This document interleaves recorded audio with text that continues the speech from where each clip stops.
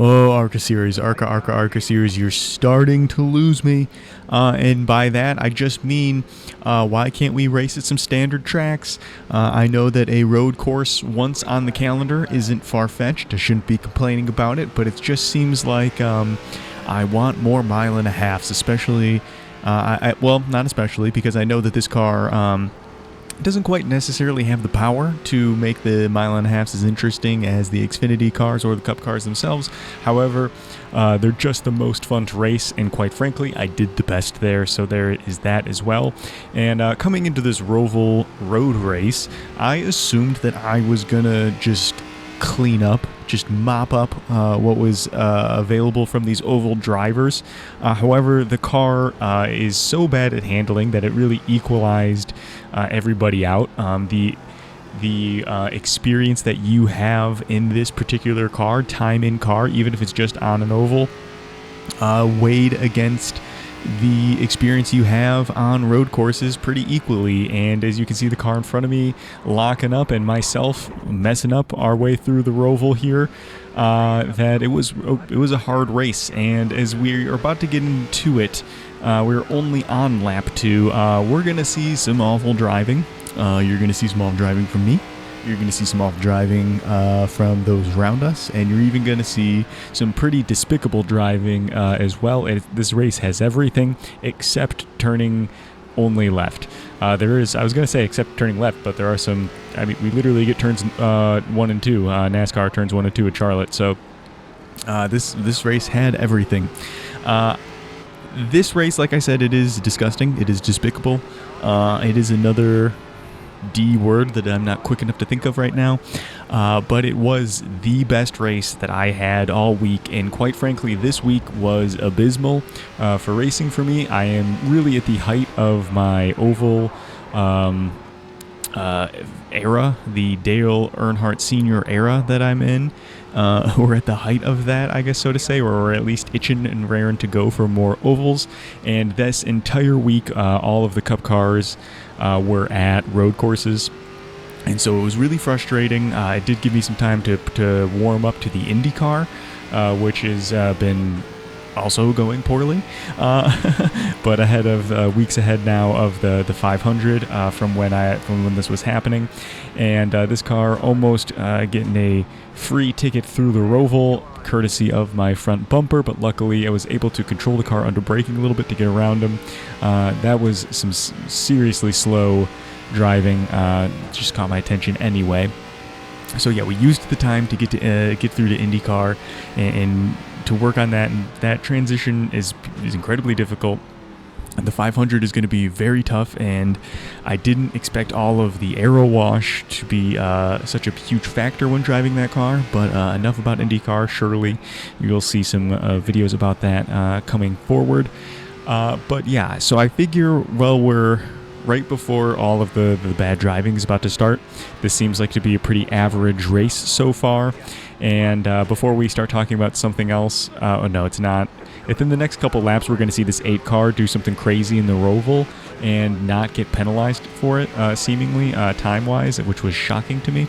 But anyway, so looking ahead, if you want to check out the standings, I'm going to leave this race going, of course, and you can, pop in for the standings when I mention them for these overall series. But for the ARCA series, going into it, I knew that this was my opportunity to learn ovals and to get used to a brand new type of racing and a brand new type of car, which is this, NASCAR racing, right? This, whether it be the ARCA car, whether it be, the Cup car, the Xfinity car, they're these oval cars. And so coming out of Homestead, Miami, which was week number 1, I had a great time, as again, that was a mile and a half with a variable banking. So it really gave the perfect intro to ovals, because it was a track you could run any line and see success.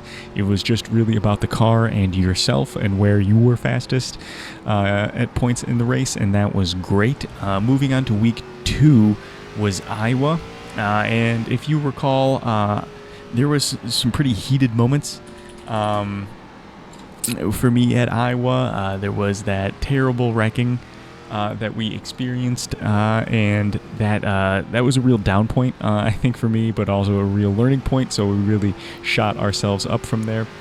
And then moving on to week 3, we had Rockingham, and I don't have the scoreboard handy for week 3 because I thought I was only at the time I thought I was only going to be checking it every 2 weeks, as to not get too wrapped up into it. Boy, how that did change. But we did win at Rockingham. I think we had 1 or maybe even 2 wins at Rockingham. And here I'm about to get wrecked by this 8 car.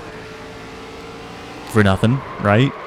It seems ridiculous to get dumped just for passing them. But anyway, I had to mention that.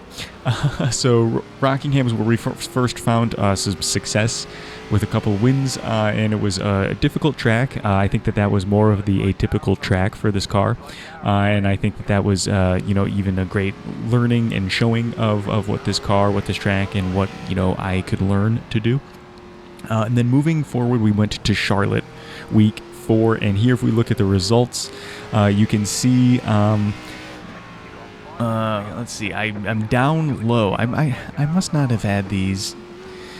Anyway, so they were low. They were like 1,000 rated lobbies that we got those wins in at Charlotte, and that was real good for us, but it didn't necessarily do much for us. And then moving into week 5, which was at Southern National, that was a terribly hard week because that was the first real short track, and the driving was disgusting, and I raced a lot, and I had some real good races, had some wins. We didn't win at Southern National. We got a couple second places. But I had some mediocre races, and then we had a lot of bad finishes as well. And I learned that more racing doesn't necessarily mean more points, because of the way that the scoring works for the divisions, and that was more detrimental than anything that week. And then we moved on to Auto Club, which was one of my, if not the favorite race week we had. That tire saving was the tire saving strategy, and the ability to tire save was brand new to me, and that's really where I learned that. And I thought that I had some moments where I really excelled there, and I was real happy with all of our races at Auto Club, I think, as on the whole. But we're still kind of middling, as you can see in the standings. Next week we go to IRP, week 7, which is just a short track, and we did win again some more, and also had some middling bad races as well, because it is a short track. You do get wrecked a little bit, but we did have a lot of good luck at IRP, just because of the way that line works out at that track. I think it was a real place where the cream, it can not. Okay, I was gonna say the cream can rise to the top, but there is more of a room. It's a very wide track, even though the line is pretty standard, and so I think it didn't suffer from what Southern National suffered with the high banking. And then moving forward to Daytona, that was an awful week for us, but we managed to keep ourselves in line. It must have been an awful week for everybody else. Quite frankly, I don't want to talk about Daytona. And then finally, with Atlanta, we were able to win a good bit in Atlanta as well, bring that tire strategy to full circle there as well, doing a lot of racing compared to the rest of everybody else in the division. But that is what our ARCA season has looked like so far, and man, we gotta finish it strong, and hopefully we can. I'm getting a little nervous, but we're gonna have to go championship point style racing. But we'll see you in the next one at Bristol.